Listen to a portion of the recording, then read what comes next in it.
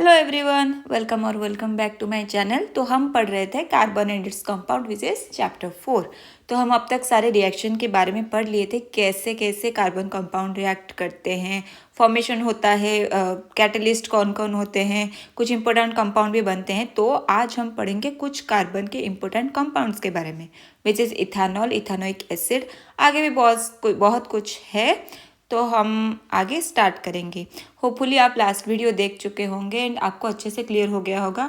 अगर कुछ भी डाउट हो तो आप कमेंट सेक्शन में ज़रूर बताना, मैं आपको ज़्यादा से ज़्यादा हेल्प करने की कोशिश करूँगी। तो आज हम स्टार्ट करेंगे ethanol, ethanoic acid and soap and detergent के बारे में पढ़ेंगे। अगर आप अब तक चैनल को सब्सक्राइब नहीं किए हो तो प्लीज़ कर देना, ठीक है। तो चलते हैं पढ़ाई की ओर। तो क्या दिया हुआ है यहाँ पे, प्रॉपर्टीज ऑफ इथानॉल। इथानॉल मतलब देखो, ऐसा नहीं है कि हम इथानॉल वर्ड पहली बार सुन रहे हैं। कोई जैसे कप सिरप, आप ये तो देखे होंगे ना। कप सिरप हम ज़्यादातर घर में यूज़ होता है, मतलब ये एक ऐसा नॉर्मल थिंग है जो सबके मैक्सिमम घर में अवेलेबल होगा। वहाँ पे अगर आप कंटेंट देखोगे तो वहाँ पे कुछ अल्कोहल का कुछ कंटेंट, कुछ पोर्शन होगा, ठीक है। तो अल्कोहल हमारे डेली टू डेली लाइफ में कुछ कुछ चीज़ों में होता है, ठीक है। तो इथानॉल क्या होता है, ये तो एक अल्कोहल है। Ethanol is a liquid at room temperature. ये रूम टेम्परेचर में लिक्विड फॉर्म में एग्जिस्ट करता है, ओके। तो liquid at room temperature for the melting and boiling point of ethanol छोड़ो। यहाँ पे यह बोल रहा है कि 4.1 में एक टेबल था जहाँ पे उनका जो बॉइलिंग पॉइंट और मेल्टिंग पॉइंट के बारे में दिया हुआ था, मैंने आपको बताया था, वो प्लीज़ देख लेना। आपको पता चल जाएगा कि इनका मेल्टिंग एंड बॉइलिंग पॉइंट थोड़ा कम ही होता है, मतलब कम टेम्परेचर में भी ये लोग लिक्विड हो जाते हैं। Ethanol is commonly called as alcohol, ठीक है। क्यों अल्कोहल बोला जाता है? क्योंकि जो नॉर्मली मार्केट में जो अल्कोहल लेते हैं वही इथानॉल ही होता है, मिथानॉल कोई नहीं लेता, ठीक है। And is the active ingredient of all alcoholic drinks. समझ में आ गया कि जो भी अल्कोहल पीते हैं मार्केट में, जो भी लोग पीते हैं, तो वो इथानॉल ही होता है, मिथानॉल कोई नहीं लेता है, ठीक है। In addition because it is a good solvent, solvent मतलब जो किसी और को घुलने में मदद करे। It is also used in medicine such as tincture, iodine, cough syrup जैसे मैंने आपको बोला, and many tonics. Tincture iodine क्या होता है, जैसे हमारे शरीर में कहाँ पे चोट लग गई या फिर कट गया तो हम साफ करने के लिए क्या करते हैं, टिंक्चर आयोडीन का यूज़ करते हैं, ठीक है। Ethanol is also soluble in water, water में घुल जाता है। इन ऑल प्रोपोर्शन मतलब इक्वल, जो भी क्या बोलते हैं उसको, मिक्सचर, उसका जो मिक्सचर होता है इक्वली घुल जाता है, ऐसा नहीं कि अलग अलग हमें दिखाई देगा। Consumption of small quantities of dilute ethanol cause drunkenness. अगर हम कम क्वांटिटी में कंज्यूम कर रहे हैं तो हमें थोड़ा ड्रंकनेस फील होगा, ड्राउजीनेस फील होगा। Even though this practice is condemned, it is a social wide spread practice, ये नहीं करना चाहिए। However, intake of even a small quantity of pure ethanol can be lethal, ठीक है। देखो, जो भी हम मूवी में देखे होंगे, रियल लाइफ में तो किसी को ऐसा एक्सपीरियंस नहीं होगा, बट मूवी में देखे होंगे, थोड़ा ग्लास में अल्कोहल लेके वहाँ उस पर पानी डालते हैं, ठीक है। क्यों? क्योंकि वो जो कॉन्सेंट्रेटेड अमाउंट वो नहीं ले सकते, बिकॉज वो लीथल है, वो जान भी ले सकता है, ठीक है। इसीलिए उसे डाइल्यूट करना पड़ता है, उसके बाद पीते हैं। Also long term consumption of alcohol leads to many health problems. Of course हमें ये पता है, बचपन से हम जब से स्कूल गए हैं, कोई ना कोई बुक में हमें ये मिलेगा कि मद्यपान स्वास्थ्य के लिए हानिकारक है, या फिर मूवी देख रहे हैं या फिर टीवी में कुछ भी देख रहे हैं, कभी भी अगर हम बहुत सारे आड ऐसे देख चुके हैं जो जहाँ पे अल्कोहल लेने को सख्त मना किया जाता है, ठीक है। तो ये था आपके अल्कोहल का, इथेनॉल के बारे में। अब हम पढ़ेंगे कैसे कैसे वो रिएक्ट करता है, ठीक है। ये जो एक्टिविटी 4.6 दिया हुआ है, तो आपको क्या करना है, drop a small piece of sodium about the size of couple of grain of rice, मतलब जो चावल के दाने जितना 2 ड्रॉप आपको स्मॉल पीसेस ऑफ सोडियम लेना है इथेनॉल में, ठीक है। देखो यहाँ पे सेम रिएक्शन आपको मतलब लिख के दिया हुआ है, क्या बोला गया है यहाँ पे, सोडियम किसके साथ रिएक्शन करना था, इथेनॉल। देखो इथेनॉल को सोडियम के साथ रिएक्ट किया गया तो आपको क्या मिला, सोडियम इथॉक्साइड एंड H2। आपको मैंने पहले भी बोला था, मतलब फर्स्ट या सेकंड चैप्टर में जब मैं पढ़ाई थी, तब वहाँ पे क्या था, जो H2 जो निकलता था, ठीक है, जो H2 निकलता था, अगर उससे उसके करीब हम एक कैंडल को लेके जाएंगे, जलता हुआ कैंडल को, तो वो एक पॉपअप साउंड के साथ ब्लो करेगा, ठीक है। Alcohol react with sodium leading to the evolution of hydrogen gas. With ethanol, the other product is sodium ethoxide. तो क्या क्या प्रोडक्ट हमें मिला, sodium ethoxide and hydrogen gas. Can you recall which other substance produce hydrogen on reacting with metals? Yes, हमने acid के साथ react किया था सोडियम को, ठीक है। मेटल प्लस एसिड क्या आपका निकलेगा, hydrogen gas and salt, okay. Reaction to give unsaturated hydrocarbon. Unsaturated मतलब मैंने आपको क्या बोला था, जब भी डबल बॉन्ड या फिर ट्रिपल बॉन्ड आ जाएगा तब हम उसे बोलेंगे unsaturated hydrocarbon. Reaction to give unsaturated hydrocarbon, किस रिएक्शन में हमें अनसैचुरेटेड हाइड्रोकार्बन मिलेगा, देखो जब इथानॉल या फिर, देखो यहाँ पे सिर्फ एग्जाम्पल के लिए इथानॉल लिया गया हुआ है, कार्बन का नंबर भी बढ़ सकता है, ठीक है। अगर हॉट कॉन्सेंट्रेटेड सल्फ्यूरिक एसिड हम डालेंगे यहाँ पे तो क्या होगा, यहाँ पे क्या बन गया आपका, क्या बोलोगे आपको, इथिन, ठीक है, क्योंकि दो ही आपका कार्बन है एंड डबल बॉन्ड है, इसीलिए आपका क्या लग जाएगा, ENE। मैंने आपको अच्छे से नोमेनक्लेचर बताया हुआ है। अगर आप अब तक नाम नहीं पता चला आपको तो पिछले वीडियो आप एक बार जरूर देख लेना, ठीक है। आपके मन में ये मतलब देखो अब तो क्लियर हो गया कि हॉट कंसनट्रेटेड सल्फ्यूरिक एसिड अगर हम डाल दिए तो यहाँ पे क्या निकल गया, इथिन आ गया, ठीक है। डिहाइड्रेशन तो हो गया, बट अगर यहाँ पे देखो ये 2 कार्बन के बदले अगर 3 हो जाता तो आप क्या करते, चलते हैं देखें कि कैसे ये रिएक्शन होता है जब 3 कार्बन आ जाएगा, ठीक है। इसमें आप क्या करोगे, आपका तो 2 प्रोडक्ट आ जाएगा, ठीक है। देखो मैं लिखती हूँ कॉन्सेंट्रेटेड सल्फ्यूरिक एसिड, तो आपका क्या क्या प्रोडक्ट आएगा, एक तो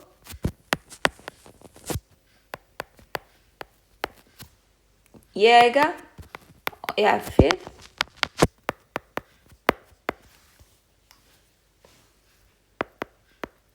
ठीक है, ये दोनों आ जाएंगे आपको, ठीक है। देखो ये ठीक है, ये 2 प्रोडक्ट सेम ही है, जो जिस साइड से डबल बॉन्ड शुरू हो रहा है उसे हम प्रायोरिटी देंगे, 1 2 3 से नेमिंग करेंगे, ये ठीक है। बट अगर कार्बन नंबर 4 हो गया तो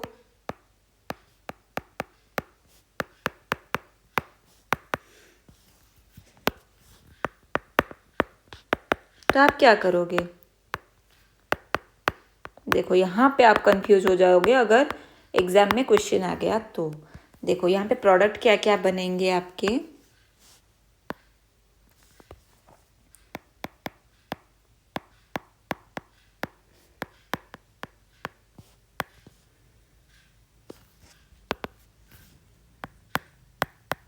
एक तो ये बनेगा प्लस दूसरा क्या बनेगा,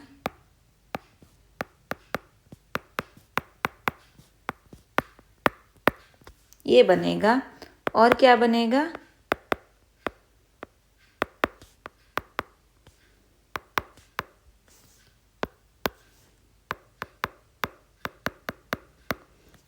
ठीक है। अगर हम अच्छे से देखेंगे तो जो ये और ये है, इन दोनों का नोमेनक्लेचर सेम ही आएगा, क्योंकि 1 2 3 4 ब्यूट ENE 1 ENE। अगर यहाँ से हम नंबरिंग करेंगे 1 2 3 4, ठीक है, एक ब्यूट तो हो गया, 4 ब्यूट 1 ENE, ये तो हो गया। ये नहीं होगा, ये होगा ब्यूट 2 ENE, ठीक है। ये दोनों प्रोडक्ट सेम ही है, ये डिफरेंट नहीं है, इन दोनों का नोमेनक्लेचर भी सेम है, बट ये डिफरेंट है। किसको आप प्रायोरिटाइज करोगे, यहाँ पे तो एक ही प्रोडक्ट था ना, बट यहाँ पे तो 2 प्रोडक्ट डिफरेंट आ रहे हैं, तो आप किसको प्रायोरिटाइज करेंगे, तो आप इसको प्रायोरिटाइज करेंगे। क्यों करेंगे भाई, क्योंकि यहाँ पे अल्फा कार्बन ज़्यादा है। देखो ये आपका ज़्यादा हो रहा है, मुझे भी पता चल रहा है कि आपको लगेगा क्या बोल रही है, बट ये थोड़ा समझ लो क्योंकि एग्जाम में कभी भी ये क्वेश्चन आ सकता है। यहाँ पे 2 कार्बन दिया हुआ है बट वो चेंज कर देगा कि थोड़ा एक्स्ट्रा इन्फॉर्मेशन के लिए। आप अच्छे से समझो। देखो यहाँ जब प्रोडक्ट ज़्यादा आ रहा है, एक से या फिर 2-3 ऐसा प्रोडक्ट आ रहा है, तो तब हम क्या देखेंगे? Alpha carbon. ठीक है, अल्फा कार्बन क्या होता है? अल्फा कार्बन में हाइड्रोजन, अल्फा हाइड्रोजन हम देखेंगे। यहाँ पे है डबल बॉन्ड, ठीक है, ये डबल बॉन्ड से जुड़ा हुआ कार्बन, ये इस कार्बन से जो कार्बन जुड़ा हुआ है इसे हम बोलेंगे अल्फा कार्बन। आपको समझ में आया? ये तो हो गया मतलब डबल बॉन्ड वाला कार्बन, ये भी डबल बॉन्ड वाला कार्बन। डबल बॉन्ड वाला कार्बन से जो कार्बन जुड़ा हुआ है उससे हम क्या बोलेंगे? Alpha carbon. And alpha carbon से जितने भी हाइड्रोजन लगे हुए हैं उसे हम क्या बोलेंगे? Alpha hydrogen. समझ में आया? अच्छे से समझ लो। डबल बॉन्ड वाले कार्बन से जुड़े हुए कार्बन को हम अल्फा कार्बन बोलेंगे। ठीक है, ये हमारा मेन हीरो है। ठीक है, जो इससे जुड़ा हुआ है इससे हम बोलेंगे अल्फा। अगर उसके बाद और एक जुड़ा हुआ होता तो हम क्या बोलते हैं? बीटा। तो उसके बाद गामा, ऐसे आगे जाता, बट अल्फा को ही हम प्रायोरिटाइज करते हैं कि कितने अल्फा कार्बन होते हैं। ठीक है, तो हो गया आपका इतना। क्वेश्चन आएगा तो आप ये अच्छे से समझ लो, क्वेश्चन आएगा तो आपको करना ही है, बिकॉज मैंने आपको बोला है। देखो यहाँ पे कितने अल्फा का हाइड्रोजन है? कितने हैं? 3, यहाँ पे 3, टोटल 6 अल्फा हाइड्रोजन। बट यहाँ पे देखो ये जो डबल बॉन्ड हो गया मेन कैरेक्टर, यहाँ पे अल्फा हाइड्रोजन कितने हैं? आपका क्या कितने हो गया? 2। तो 6 ज़्यादा है या फिर 2 ज़्यादा है? आप किसको प्रायोरिटाइज करोगे? जिसके पास 6 है, तो आपका आंसर हो जाएगा ये वाला।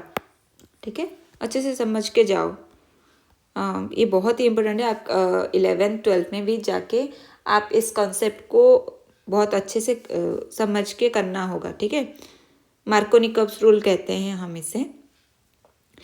तो चलो, ये तो हो गया आपका reaction. The concentrated sulphuric acid can be regarded as dehydrating agent who is remove water from ethanol. Water को जो निकाल, जैसे हमारे बॉडी में से गर्मी के दिन, गर्मियों में मतलब हम डिहाइड्रेटेड फील करते हैं। क्यों? इवापोरेट हो जाता है सारे पानी, इतना ज़्यादा टेम्परेचर होता है। तो यहाँ पे भी वही काम कॉन्सेंट्रेटेड H2SO4 कर रहा है, तो इसीलिए हम उसे क्या कहेंगे? Dehydrating agent. ठीक है, तो ये हो गया आपका जो इथेनॉल का जो रिएक्शन है वो हो गया कंप्लीट। देन आ गया how do alcohol affect living being. कैसा अफेक्ट करता है? When large quantities of ethanol are consumed, it tend to slow metabolic process. Metabolic process slow हो जाएगा and to depress the central nervous system.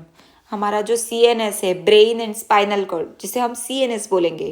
Clear हुआ? Central nervous system हम किससे बोलेंगे? Brain plus spinal cord को हम बोलते हैं सेंट्रल नर्वस सिस्टम। ओके,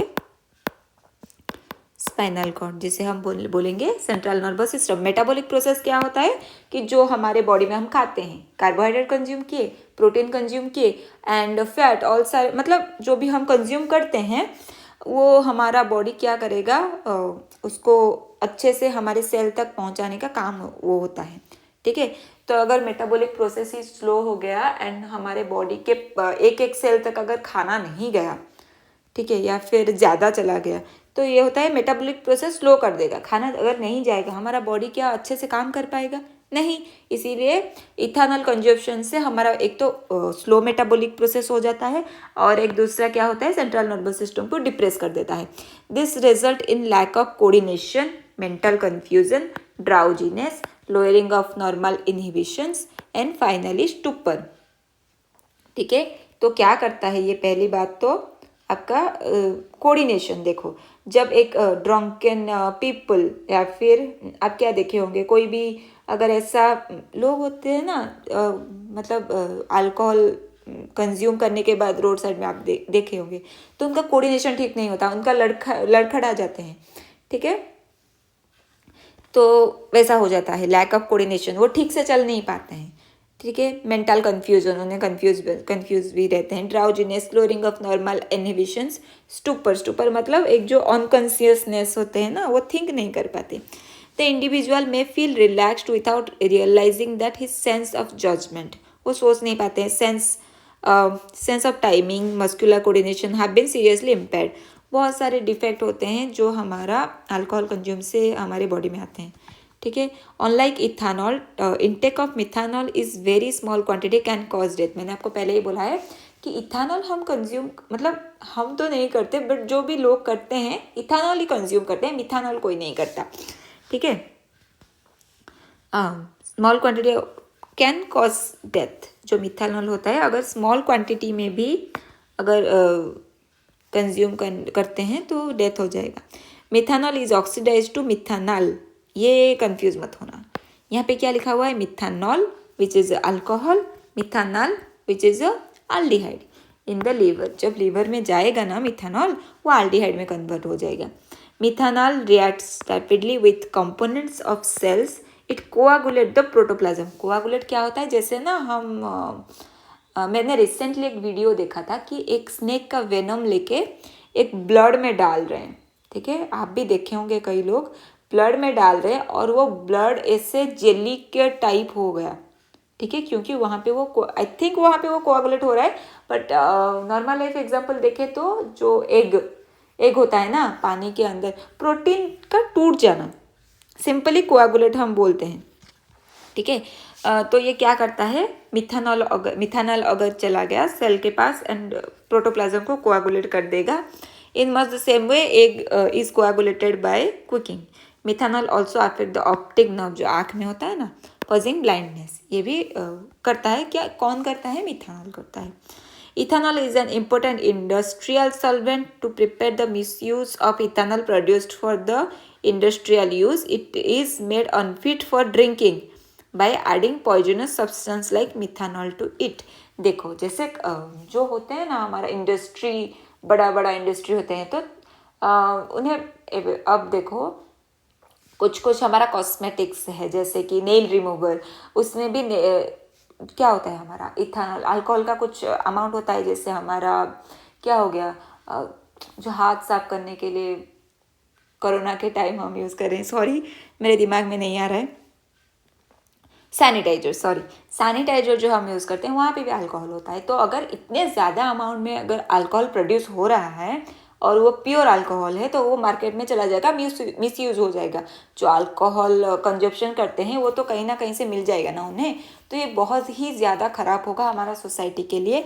इसीलिए क्या किया जाता है, उससे अनफिट कर दिया जाता है, पीने के लायक नहीं, मतलब पीने के लायक नहीं छोड़ा जाता उसे। ठीक है, तो उसे कैसे अनफिट करते हैं, it is made unfit for drinking by adding poisonous substance like methanol to it.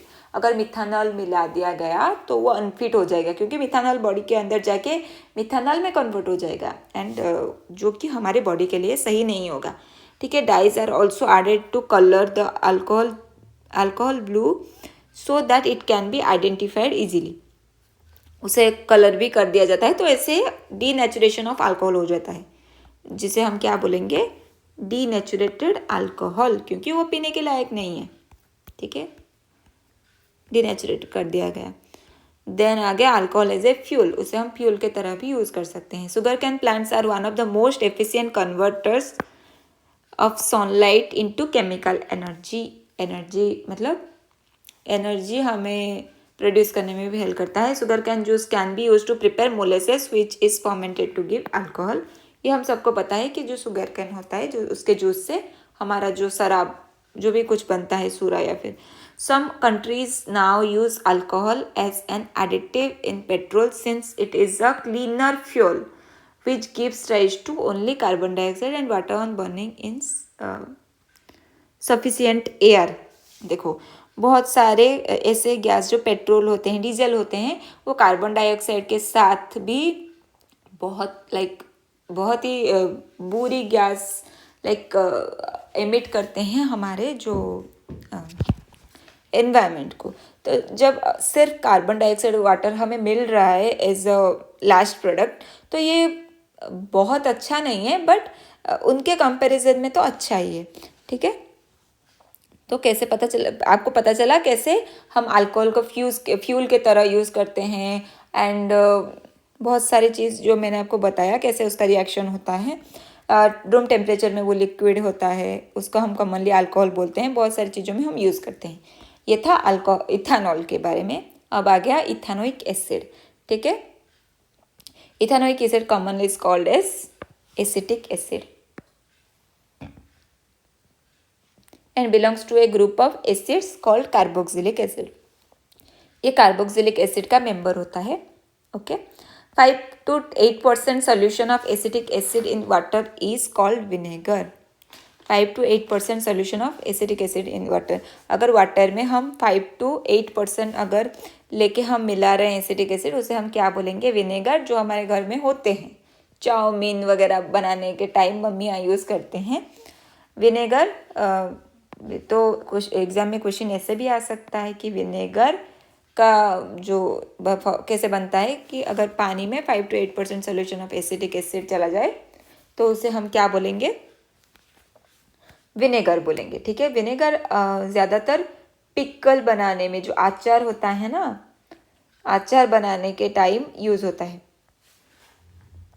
ठीक है। तो एसिटिक एसिड का हम थोड़ा सा फॉर्मूला मतलब लिख लेंगे कि कैसा होता है, ठीक है। ये है acetic acid which is ethanoic acid, क्योंकि 1 2 मीथेन इथेन, ठीक है। And it is used widely as preservative for pickles. The melting point of pure ethanoic acid is 290 Kelvin and hence it often freezes during winter and cold climates. देखो यहाँ पे क्या हो रहा है, इसका जो पॉइंट मेल्टिंग पॉइंट है ना वो बहुत ही कम है। कम टेम्परेचर में भी वो लिक्विड रहेगा, एंड अगर टेम्परेचर डाउन हो रहा है कि विंटर आ गया तो वहाँ पे वो फ्रीज हो जाएगा. This give rise to a name glacial acetic acid. क्योंकि ये फ्रीज हो रहा है, इसका मेल्टिंग पॉइंट कम है, तो इसीलिए हम इसको क्या बोलेंगे? Glacial acetic acid. The group of organic compounds called carboxylic acid are obviously characterised by their acidic nature. ठीक है. However, unlike mineral acids like HCl which are completely ionized, carboxylic acid are weak acid. देखो जो हमारा होता है ना HCl, वहाँ पे अगर जब H plus and Cl minus टूट रहा है, HCl से क्या निकलेगा? H plus plus Cl minus, यहाँ पे 100% H प्लस मिल जाएगा. बट जो हम कार्बोक्सिलिक एसिड लेंगे, जो भी कोई भी कार्बोक्सिलिक एसिड, तो तब हमें क्या मिलेगा? CH3COO minus plus H plus. H plus तो मिलेगा बट ऐसे 100% नहीं मिलेगा, 5% 10% ऐसे हमें H प्लस मिलेगा. तो the group of organic compounds called carboxylic acid are obviously characterised by their acidic nature. Acidic nature तो है बट वीक एसिड माना जाते हैं उसे. ठीक है. Activity 4.7, compare the pH of dilute acetic acid and dilute hydrochloric acid. Okay. Hydrochloric acid using both litmus paper. हाँ, using both litmus paper and universal indicator. Are both acids are indicated by the litmus test? No, ऐसा नहीं हो पाएगा. क्यों नहीं हो पाएगा? क्योंकि देखो क्या बोला गया है यहाँ पे? Compare the pH of dilute acetic acid and dilute hydrochloric acid using both litmus paper and universal indicator. क्या बोला गया है? किस किस के बीच में? Dilute acetic acid and dilute hydrochloric acid. Acidic acid वो भी एसिड है, हाइड्रोक्लोरिक एसिड वो भी एसिड है. क्या हम इसको लिटमस पेपर के थ्रू हम देख पाएंगे कि एसिड है या फिर नहीं? Are both acid are indicated by the litmus test? Yes. Does the universal indicator show them as equally strong acid? No, equally strong तो नहीं है, बिकॉज हाइड्रोक्लोरिक एसिड, जैसे मैंने आपको अभी बोला कि हाइड्रोक्लोरिक एसिड 100% H प्लस देते हैं, जबकि जो एसिडिक एसिड होता है वो हमारा थोड़ा वीक एसिड होता है एंड वो 100% हमारा H प्लस नहीं देता है. तो उसके बाद क्या आ गया? Take 1 ml of ethanol. Okay. Then add 1 ml of glacial acetic acid and along with a few drops of concentrated sulfuric acid in a test tube. Warm in a water bath for at least 5 minutes as shown. Pour into a beaker containing 20 to 50 ml of water and smell the resulting mixture. ठीक है, यहाँ पे क्या बोला है, Easter formation के बारे में बोला गया है। देखो इसको पढ़ाने के बाद मैं आपको ये समझा दूंगी क्या हो रहा है यहाँ पे। एक्चुअली जो ईस्टरिफिकेशन रिएक्शन है, रिएक्शन ऑफ इथेनोइक एसिड। जब इथेनोइक, देखो मैंने आपको दो प्रोडक्ट ही बताया, एक है इथेनॉल और एक इथेनोइक एसिड। जब इथेनॉल एंड इथेनोइक एसिड आपका रिएक्ट करेंगे, ये दो कंपाउंड के बीच अगर जब रिएक्शन होगा तब हमें क्या मिलेगा, ईस्टर मिलेगा। ठीक है, ये है आपका ईस्टरिफिकेशन रिएक्शन। ये एग्जाम में आता है, ये अच्छे से याद रखना। ठीक है, ईस्टरिफिकेशन रिएक्शन अच्छे से याद रखना, ठीक से लिखना। Ester are most commonly formed by reaction of an acid and an alcohol. किस किस के रिएक्शन से बनता है, एक तो हो गया ये एसिड एंड हो गया alcohol. Ethanoic acid reacts with absolute ethanol in the presence of an acid catalyst to give an ester। Catalyst क्या होता है, यहाँ पे एसिड होता है। देखो एक रिएक्शन जब आप पढ़ रहे हो, पहले तो आप ये देख लोगे कि जो रिएक्टेंट क्या है, ये देख लिया। कैटलिस्ट भी आपको देखना है, ये रिएक्शन रिवर्स है या नहीं है, इसको भी देखना है। देखो ये रिएक्शन रिवर्स है, कुछ रिएक्शन ऐसे भी होते हैं जो रिवर्स नहीं होते हैं। ठीक है, तो आपका क्या बन गया, आपका बन गया ईस्टर। मैं कैसे प्रोडक्ट बनाती थी ईस्टर, देखो एक अल्कोहल एक एसिड जब मिलेंगे क्या बनेगा, ईस्टर बनेगा। ठीक है, तो कैसे मैं बनाती हूँ, हमेशा CH3COH प्लस CH3CH2OH। ये बनाना बहुत इजी है। आप क्या करना, एक वाटर निकाल लेना।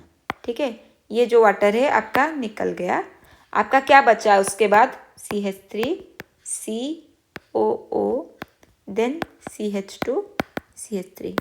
मैं ऐसे लिख दिया। ठीक है, इस सीक्वेंस में, तो आपको आ गया ईस्टर। देखो यहाँ पे ये लिखा होगा,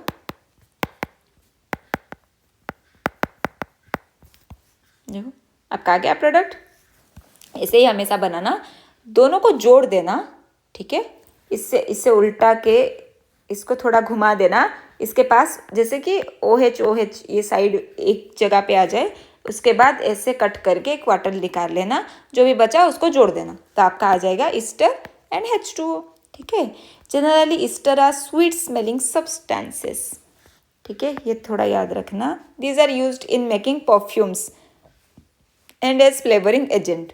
परफ्यूम में यूज़ किया जाता है एंड फ्लेवरिंग एजेंट में भी यूज़ किया जाता है, स्मेल के लिए, गुड स्मेल आता है ना, इसीलिए। On treating with sodium hydroxide which is an alkali, the ester is converted back to alcohol and sodium salt of carboxylic acid। ये अब तक था, आपने देखा ईस्टर कैसे बनता है। ईस्टर से भी हम बैक रिएक्शन ले सकते हैं, देखो क्योंकि रिएक्शन रिवर्स हो सकता है। ठीक है, तो वो मैं आपको थोड़ी देर में बता दूंगी। ठीक है, तो यहाँ पे क्या बोला गया हुआ था कि इथेनॉल लेना था हमें, देन क्या लेना था, ग्लासियल एसिटिक एसिड, उसको मिला के at least warm in water but for at least 5 minute, then क्या करना था, उसको pour into a beaker containing 20 ml of water and smell the resulting mixture. यहाँ पे क्या हो रहा था, इथेनॉल भी था, एसिटिक एसिड भी था, तो हमारा क्या होगा, मिलके क्या बनेंगे, ईस्टर बनेंगे। ठीक है, और जो sweet smell the resulting mixture, तो थोड़ा स्वीट स्मेल निकलता क्योंकि वहाँ पे ईस्टर बन रहा है। Okay fine, then on treating with sodium hydroxide which is an alkali, the ester is converted back to alcohol and sodium salt of carboxylic acid. ठीक है, this reaction is known as saponification reaction because it is use in the preparation of soap. ये याद रखना, saponification. ठीक है, तो क्या हो रहा है, जब देखो हमारा ईस्टर तो बन गया, इससे अगर हम फिर से हमें लेना है तो हम क्या करेंगे, इसको क्या करेंगे, हम सोडियम हाइड्रोक्साइड के साथ रिएक्ट करेंगे। ठीक है, तो हमें क्या मिलेगा, CH3COONA प्लस CH3CH2OH। ठीक है, हमारा बैक प्रोडक्ट फिर से मिल जाएगा, किससे रिएक्ट करके, सोडियम हाइड्रोक्साइड के साथ। देखो यहाँ पे वही दिया हुआ है, देखो मैं हमेशा आपको बताई कि कैसे आप ईस्टर बनाओगे तो कैसे एक क्वार्टर निकाल दोगे, बट जब आप एक ईस्टर को तोड़ोगे तो क्या करोगे आप, यहाँ पे ऐसे तोड़ देना, यहाँ पे एक एच लगा देना, यहाँ पे एक ओ एच लगा देना। वैसे ही जैसे आप एच एंड ओ एच निकाले थे वैसे ही आप एक जगह एक एच लगा देना और एक जगह एक ओ एच लगा देना। सॉरी मैं गलत लिख दिया, यहाँ पे एक एच यहाँ पे एक ओ एच। हो गया आपका ये कार्बोक्सिलिक एसिड पार्ट हो गया, आपका इथेनॉल पार्ट हो गया, सॉरी अल्कोहल पार्ट हो गया। देखो ऐसे ही तोड़े हैं ना, यहाँ पे C2H5OH देन CH3COONA। देखो अगर यहाँ पे, सॉरी मैंने थोड़ा गलती से बता दिया, देखो यहाँ पे NaO- ठीक है, ये H जाके अल्कोहल बना देगा, ये जो ONA- है ये जाके एक कार्बोक्सिलिक एसिड का सॉल्ट बना देगा। ठीक है, reaction with base, with A base की कैसे ईस्टर रिएक्ट करता है एक बेस के साथ, like mineral acid ethanoic acid react with, sorry जो इथेनोइक एसिड है वो कैसे बेस के साथ रिएक्ट करता है, like mineral acid ethanoic acid react with a base such as sodium hydroxide to give. ठीक है, यहाँ पे क्या बोला गया हुआ है, यहाँ पे कि सोडियम हाइड्रोक्साइड के साथ इथेनोइक एसिड रिएक्ट करने के बाद क्या बनता है हमारा CH3CONA which is sodium ethanoate, और कॉमनली बोलते हैं सोडियम एसिटेट एंड वाटर। समझ में आ गया। How does ethanoic acid react with carbonate and hydrogen carbonate, तो हम देखेंगे कि कैसे वो हाइड्रोजन कार्बोनेट और सोडियम हाइड्रोजन कार्बोनेट के साथ रिएक्ट करते हैं। यहाँ पे इसका रिएक्शन भी दिया गया हुआ है। तो अब यहाँ पे क्या एक्टिविटी आपका 4.9 में क्या बताया गया हुआ है, setup the apparatus as shown in the chapter 2 activity 2.5। आप एक बार देख लेना। Take a spatula full of sodium carbonate in a test tube and add 2 ml of dilute ethanoic acid. आपको क्या करना है, एक स्पैचुला लेना है। ठीक है, देखो यहाँ पे वही सेम रिएक्शन यहाँ पे बोला गया हुआ है, तो no need to do activity 4.9, ये सेम रिएक्शन आप देख लेना यहाँ से। तो जो होता है ना हमारा एसिटिक एसिड या फिर कोई भी कार्बोक्सिलिक एसिड, वो sodium carbonate and sodium hydrogen carbonate के साथ कैसे रिएक्ट करता है वही समझना है। Okay, reaction with carbonate and hydrogen carbonate, ethanoic acid react with carbonate and hydrogen carbonate to give rise to a salt. जब एसिटिक कोई भी कार्बोक्सिलिक एसिड सोडियम कार्बोनेट के साथ रिएक्ट करता है तो वो क्या बनाएगा, क्या बनाएगा हमारा sodium ethanoate. Okay, ethanoic acid react with carbonate and hydrogen carbonate to give rise to a salt. ये वाला सॉल्ट, ये सॉल्ट है वाटर एंड कार्बन डाइऑक्साइड। वही सेम रिएक्शन जब सोडियम हाइड्रोजन कार्बोनेट के साथ भी रिएक्ट कराएगा तो हमारा वही सॉल्ट बनेगा, वाटर बनेगा एंड CO2 बनेगा। यहाँ पे क्या दिया हुआ है कि व्हाट डू यू ऑब्जर्व, हमें क्या मिल गया, H2 मिलेगा, H2O मिलेगा एंड CO2 मिलेगा। Pass the gas produce through freshly prepared lime water, what do you observe, हमें पता है lime water which is calcium hydroxide. अगर हम कैल्शियम हाइड्रोक्साइड, ठीक है, अगर हम CO2 डालेंगे तो क्या बन जाएगा, CaCO3, जो एक मिल्की कलर आ जाएगा। Can the gas produced by the reaction between ethanoic acid and sodium carbonate can be identified by this test? Yes,